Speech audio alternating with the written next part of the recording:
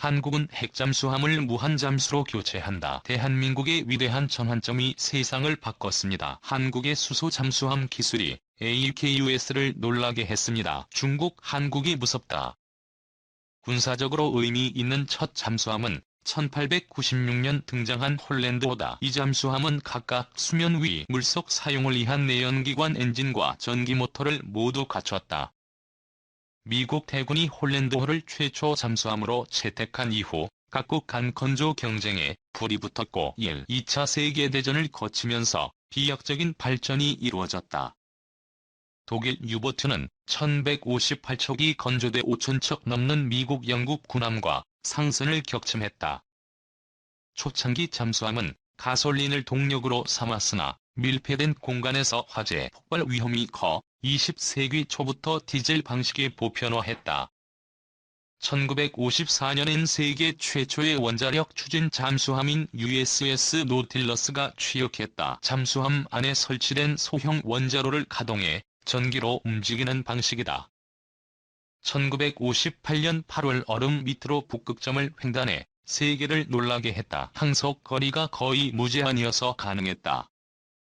원자력 잠수함의 성능은 디젤 방식과 비교할 수 없이 뛰어나다. 디젤 잠수함은 디젤 엔진을 가동해 충전한 배터리로 운항한다. 배터리 충전을 위해 수시로 디젤 엔진을 돌려야 하고 이때 산소가 필요해 수면 위로 올라와야 해 적에게 탐지되기 쉽다. 원자력에 비해 소음이 커 역시 들킬 우려가 크다. 축전지가 차지하는 면적이 넓어 같은 크기라도 원자력에 비해 무장력이 훨씬 떨어진다. 반면 원자력 잠수함은 원자로에서 나오는 전기로 바닷물을 분해해 산소를 얻을 수 있어 식량을 보급받을 때를 제외하고 이론적으로 영원히 물속에 있을 수 있다. 디젤에 비해 속도도 50%가량 더 빠르다. 미국, 영국, 프랑스, 러시아, 중국, 인도가 원자력 추진 잠수함을 보유하고 있는데 호주도 이 대열에 합류하게 됐다.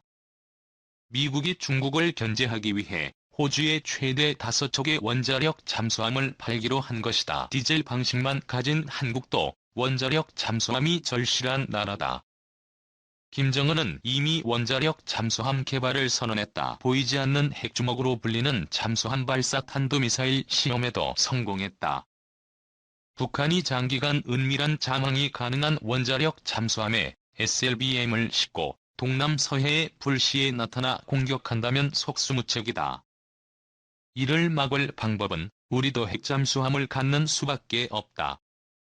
이 오커스 첫 대면회의 미호주의 핵잠수함 5대 판매. 조 바이든, 미국 대통령 리시 수넥 영국 총리 앤서니 앨버니지 호주 총리가 13일 3국 안보협의체 오커스의 첫 대면 회의를 개최하고 호주가 미국의 핵 추진 잠수함을 최대 5척 구매하기로 합의했다고 밝혔다. 바이든 대통령은 당초 예상보다 잠수함 판매가 10년 빨라진 것은 인도-태평양의 판세를 바꿀 게임 체인저라며 이번 합의의 목표가 호주를 통해 중국을 견제하는 데 있음을 분명히 했다. 3국은 2021년 9월 오커스를 창설했다.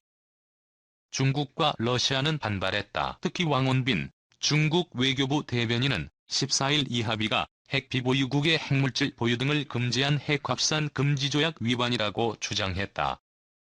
새 정상은 이날 미 해군 기지가 있는 캘리포니아주 샌디에이고에서 공동 기자회견을 갖고 호주가 2030년대 초까지 버지니아급 잠수함 3척을 구매하고 필요하면 2척을 더 사할 것이라고 했다. 특히 바이든 대통령은 자유롭고 개방적인 인도-태평양을 유지한다는 약속은 영국, 호주와만 공유하는 목표가 아니다. 이 합의는 시작에 불과하다고 강조했다. 한국, 일본, 필리핀, 뉴질랜드 등 아시아 태평양 주요국과 군사 협력을 강화할 뜻을 시사한 셈이다.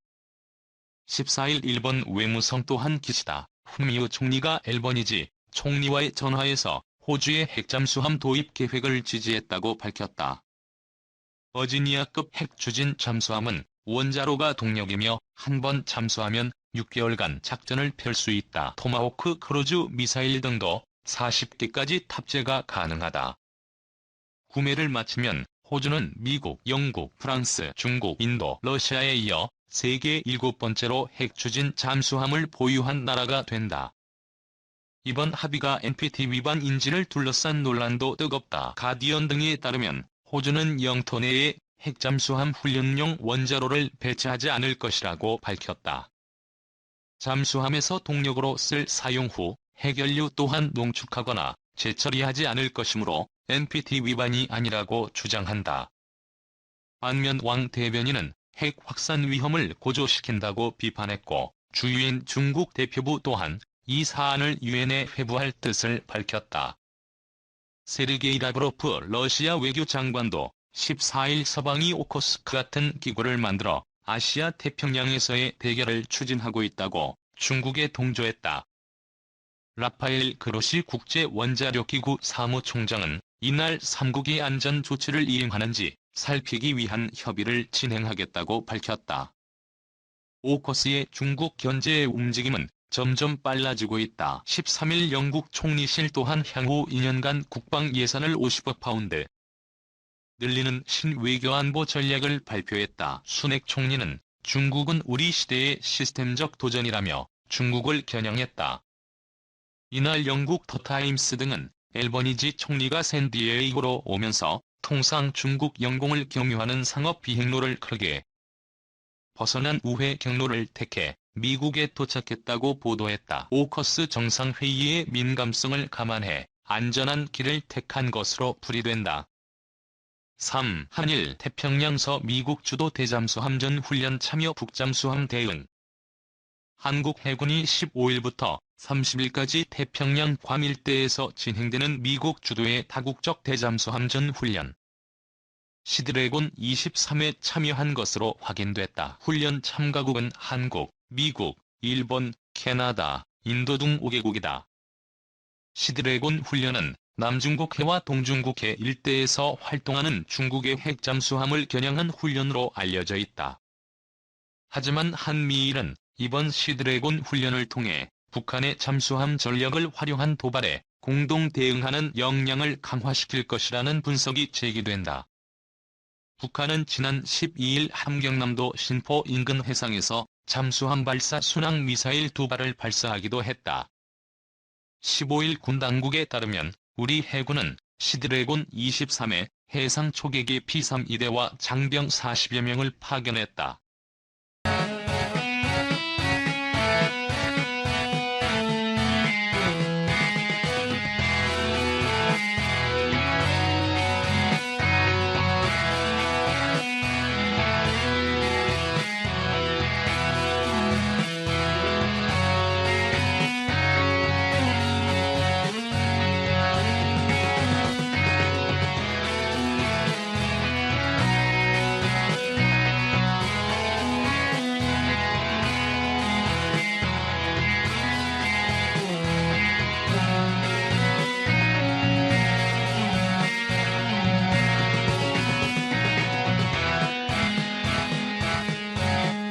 미 SLCM 도발에 공동 대응을 준비하는 것 아니냐는 분석도 나온다. 한미일은 시드래곤 이외에도 3국 간 대잠수전 훈련도 올해 실시할 계획이다.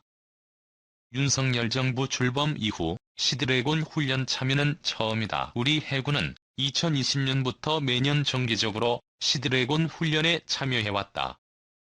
다만 2021년엔 코로나19 확산을 이유로 불참했다. 박원곤 이화여대 교수는 기본적으로 연합훈련의 가장 큰 목적은 상호능성을 증진시키는 것 이라며 유사시 전장 환경은 워낙 다양하게 전개될 수 있기 때문에 어떤 상황이 오더라도 그에 대한 대응 능력을 키워둔다는 점에서 중요하다고 설명했다.